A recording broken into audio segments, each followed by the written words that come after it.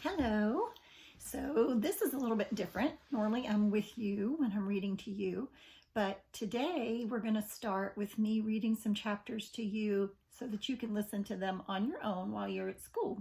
And the reason we're going to do that is because we want to have a Charlotte's Web party for the end of the year, which is coming up really quickly.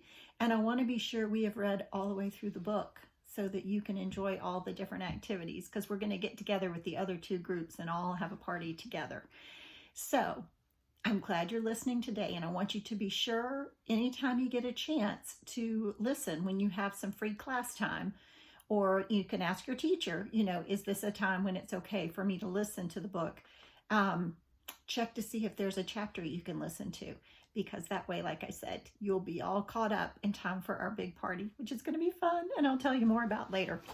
Okay, so last time we were together on Thursday, we were reading about, you remember the chapter about bad news? And we were speculating, we were predicting, what is the bad news going to be? Could it be that the bad guy in the story, Templeton, is going to do something?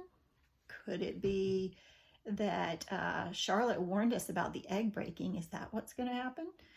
Or could it be that when the goose was talking about Wilbur being an innocent little pig and he had no idea what was going to happen to him, could it be that that he's going to find out about that? Whoops, I got a visitor. Hang on. Okay. This is Tass. So we read the chapter and we found out, indeed, it was that Wilbur found out what was going to happen to him. Okay, well, she's going to sit there. Hang on just a minute. See if I can keep her in my lap. So Wilbur found out what was going to happen to him at Christmas time. And we know that they're fattening him up to be their Christmas pig, right? For bacon and stuff. And he was a little upset about that, as you might imagine. Look in this picture. And so he's crying and he's hysterical and he doesn't know what he's going to do. And then who comes to his aid and says she can figure out a way to help him? His friend Charlotte, right? So she says that she can help him, and he says, how? And she says, that remains to be seen, but I'm going to save you, and I want you to quiet down immediately. You're carrying on in a childish way. Stop your crying. I can't stand hysterics. And if you've never heard the word hysterics, it's not something we use a lot these days, then you can look at the picture and see what hysterics are. It's when you're emotionally kind of out of control, hysterical. You can be like laughing hysterically, which is like when you laugh so hard that your cheeks hurt, or you cry, or your stomach hurts because you're laughing so hard. That's one way to be hysterical, but then another way would be like to be so upset and crying. You can be hysterical that way too. So I guess it's sort of a mystery. We have to keep reading to see how she's going to do this. She's got to figure out a way to help him. Okay, the next chapter is called A Talk at Home. On Sunday morning, Mr. and Miss Arable and Fern were sitting at breakfast in the kitchen. Avery had finished and was upstairs looking for his slingshot. Did you know that Uncle Homer's goslings had hatched? Asked Fern. How many? Asked Mr. Arable. 7, replied Fern. There were 8, but one egg didn't hatch, and the goose told Templeton she didn't want it anymore, so he took it away. The goose did what? Asked Miss Arable, gazing at her daughter with a queer, worried look. Told Templeton she didn't want the egg anymore, repeated Fern. Who is Templeton? Asked Mrs. Arable. He's the rat, replied Fern. None of us like him much. Why don't they like Templeton? He's not trustworthy, is he? Who's us? Asked Mr. Arable. Oh, everybody in the barn cellar. Wilbur and the sheep and the lambs and the goose and the gander and the goslings and Charlotte and me. Charlotte, said Mrs. Arable. Who's Charlotte? She's Wilbur's best friend. She's terribly clever. What does she look like? Asked Mrs. Arable. Well, said Fern thoughtfully, she has 8 legs. All spiders do, I guess. Charlotte is a spider? Asked Fern's mother. Fern nodded. A big gray one. She has a web across the top of Wilbur's doorway. She catches flies and sucks their blood. Wilbur adores her. Does he really? Said Mrs. Arable, rather vaguely. She was staring at Fern with a worried expression on her face.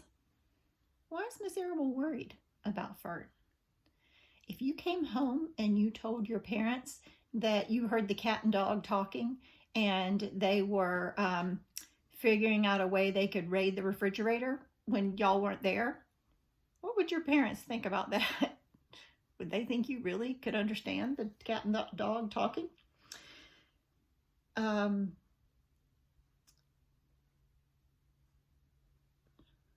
Okay. Does he really? Said Mrs. Arable rather vaguely. She was staring at Fern with a worried expression on her face. Oh, yes, Wilbur adores Charlotte, said Fern. Do you know what Charlotte said when the goslings hatched? I haven't the faintest idea, said Mr. Arable. Tell us.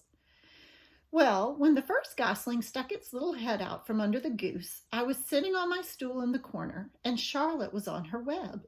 She made a speech. She said, I am sure that every one of us here in the barn cellar will be gratified to learn that after 4 weeks of unremitting effort and patience on the part of the goose, she now has something to show for it. Don't you think that was a pleasant thing for her to say? Yes, I do, said Mrs. Arable. And now, Fern, it's time to get ready for Sunday school. And tell Avery to get ready. And this afternoon you can tell me more about what goes on in your Uncle Homer's barn. Aren't you spending quite a lot of time there? You go there almost every afternoon, don't you? I like it there, replied Fern. She wiped her mouth and ran upstairs. After she had left the room, Mrs. Arable spoke in a low voice to her husband. I worry about Fern, she said. Did you hear the way she rambled on about the animals, pretending that they talked? Mr. Arable chuckled. Maybe they do, he said. I've sometimes wondered. At any rate, don't worry about Fern. She's just got a lively imagination. Kids think they hear all sorts of things. Just the same, I do worry about her, replied Mrs. Arable. I think I shall ask Dr. Dorian about her the next time I see him. He loves Fern almost as much as we do, and I want him to know how queerly she is acting about that pig and everything. I don't think it's normal. You know perfectly well animals don't talk. Mr. Arable grinned. Maybe our ears aren't as sharp as Fern's, he said. Okay, so that's the end of that chapter. And if you read that tomorrow, which is Tuesday, then when I get there and we meet on Wednesday, we'll be reading about Wilbur's boast. And I should have said this at the beginning, that chapter started on page 52. So if you have a book and you wanted to read along with me, you could do that. I'll try to remember to do that from now on. But I did want to say, it's interesting here because think about how do the Arables, Mr. and Ms. Arable, know about what's going on in the barn? Who's narrating the story to them? Who's telling them? Fern's telling the story, right? So she's the narrator when it comes to them hearing the story. Who's telling the story to us?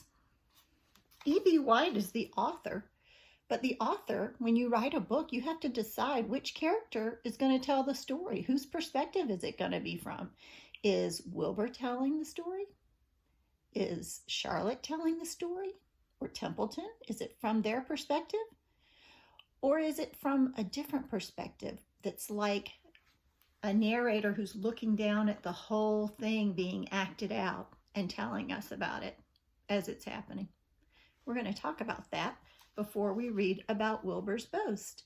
And if you want to think ahead a little bit, see if you can figure out what's another word for boast, because that's the first thing we're going to talk about when I see you. Bye.